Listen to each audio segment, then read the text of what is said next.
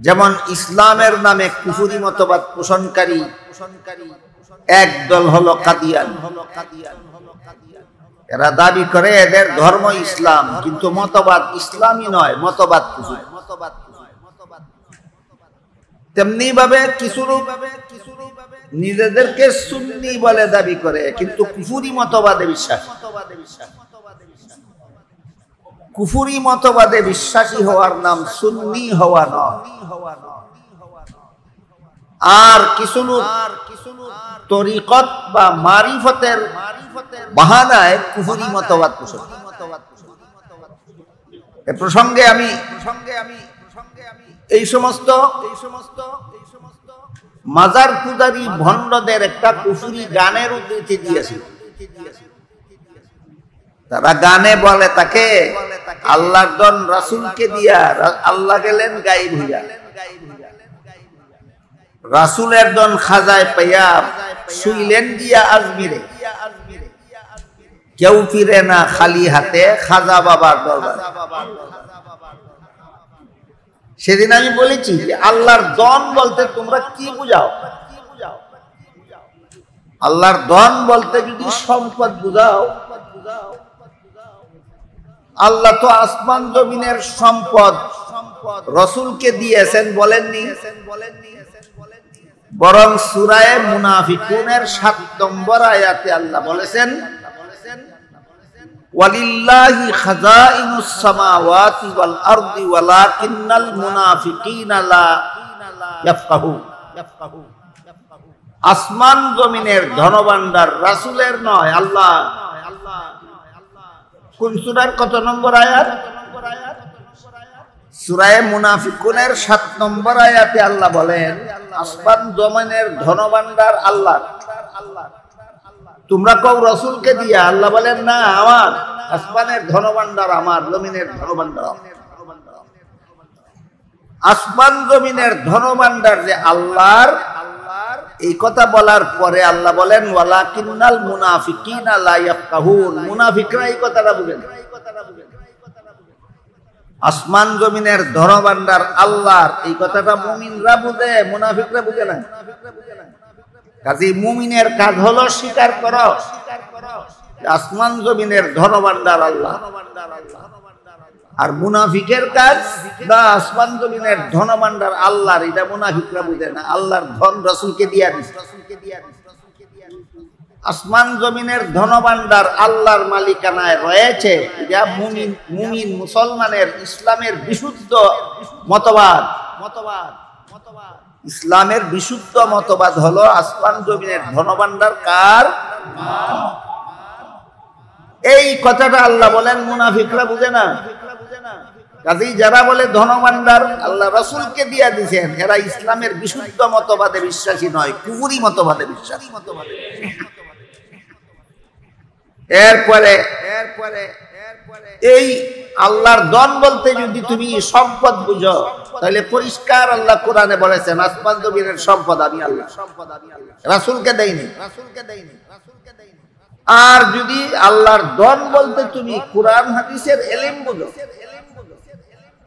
সেই ব্যাপারে হাদিস শরীফে আল্লাহর রাসূল বলেছেন ইন্নামা আনা কাসিমুন ওয়াল্লাহু ইউতি।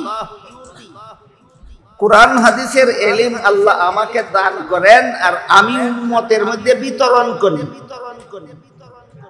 খাজা বাবা কোথায়? কোরআন হাদিসের ইলম আল্লাহ রাসূলকে দান করেন, রাসূল খাজা বাবাকে দিয়া দেন না গোটা উম্মতের মধ্যে বিতরণ করেন? খাজা বাবা ঢুকলো কোন দিক দিয়ে? এরপরে যদি বলো যে না আল্লাহর দন বলতে সম্পদ বুঝাইনি আমরা, আল্লাহর দন বলতে আমরা কোরআন হাদিসের ইলমও বুঝাইনি, আল্লাহর দন বলতে আমরা বুঝাই বিশেষ মর্যাদা।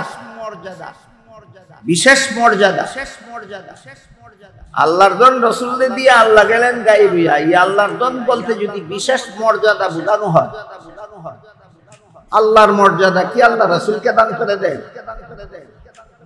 আল্লাহ সৃষ্টিকর্তা, রাসূলকে সৃষ্টিকর্তা বানাইয়া দিয়েছেন, তাহলে আল্লাহর মর্যাদা রাসূলকে দেওয়া হয়েছে? এই আবার আরেকটা কুফরি হইল, আরেকটা কুফরি। আর যদি বলো যে না আল্লাহর মর্যাদা নয়, আল্লাহর কাছে রাসূলের যে মর্যাদা গচ্ছিত ছিল, আল্লাহর কাছে রাসূলের যে মর্যাদা চিহ্নিত ছিল, এটা রাসূলকে আল্লাহ দান করে দিয়েছে। যেমন এক হাদিসে রাসূল করিম সাল্লাল্লাহু আলাইহি ওয়াসাল্লাম বলেন, ইন্নাল্লাহা ফাদ্দালানি আলাল আম্বিয়া ওয়া ফাদ্দালা উম্মতি আলাল উমাম। এর অর্থ হলো আল্লাহ, রাসূল বলেন আল্লাহ আমাকে সমস্ত নবীগণের উপর শ্রেষ্ঠ মর্যাদা দান করেছেন। আমাদের নবীকে আল্লাহ সমস্ত নবীদের উপর শ্রেষ্ঠ মর্যাদা দেন। এই মর্যাদা যদি তুমি আল্লাহর ধন বলতে বুঝাও, আল্লাহ আমাদের নবীকে অন্যান্য নবীদের উপর এমনকি গোটা সৃষ্টির শ্রেষ্ঠ মর্যাদা দান করেছেন। তুমি যদি আল্লাহর ধন বলতে নবীর মর্যাদা বুঝাইয়া থাকো, তাহলে নবীর মর্যাদা কি নবী খাজা বাবাকে দিয়া দিয়েছেন? নবীকে আল্লাহ যত মর্যাদা দিয়েছেন এই সবগুলির উল্লেখ করেছেন পবিত্র কোরআনের এক সূরার একটি শব্দে। সেটা হলো আল্লাহ বলেন ইন্না আ'তাইনাকাল কাউসার। এই কাউসার, কাউসারের অর্থ হলো আমি আপনাকে অসংখ্য অগণিত নিয়ামত দান করেছি। এই অসংখ্য অগণিত নিয়ামতের যত ব্যাখ্যা আছে, এর মধ্যে একটা ব্যাখ্যা হলো হাসরের মাঠে সমস্ত জগৎবাসীর হিসাব নিকাশ শুরু করার জন্য সুপারিশের অধিকার।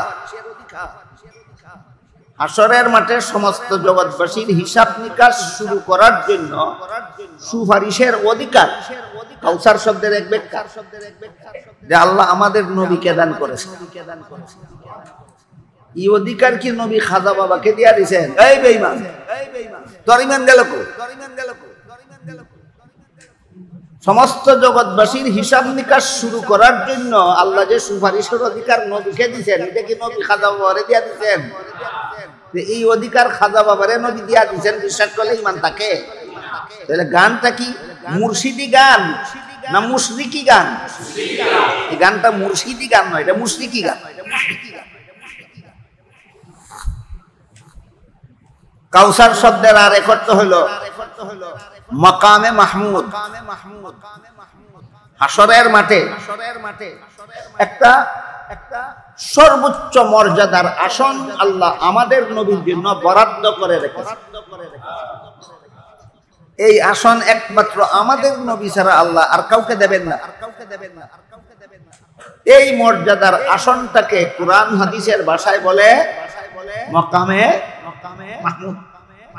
আল্লাহ আমাদের নবীকে দিয়েছেন, আর নবী এই মাকামে মাহমুদ খাজা বাবাকে দিয়া দিয়েছেন।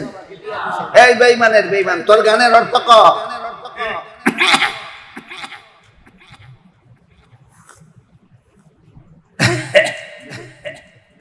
কাউসার শব্দের আরেক ব্যাখ্যা হলো উম্মতে মুসলিমা। সমস্ত জান্নাতীরা জান্নাতে গেলে পরে দেখা যাবে সমস্ত জান্নাতীদের 3 ভাগের 1 ভাগ জান্নাতি হবে অন্যান্য সকল নবীর উম্মত, আর 3 ভাগের 2 ভাগ জান্নাতি হবে একা মুহাম্মদুর রাসূলুল্লাহর উম্মত।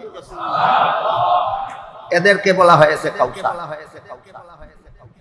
আপনারা কি নবীর উম্মত রয়েছেন না খাজা বাবার উম্মত হয়ে গেছেন? নবীর দল খাজা বাবারে দিল। এই বেঈমান, নবীর দল খাজা বাবারে কেন দিল?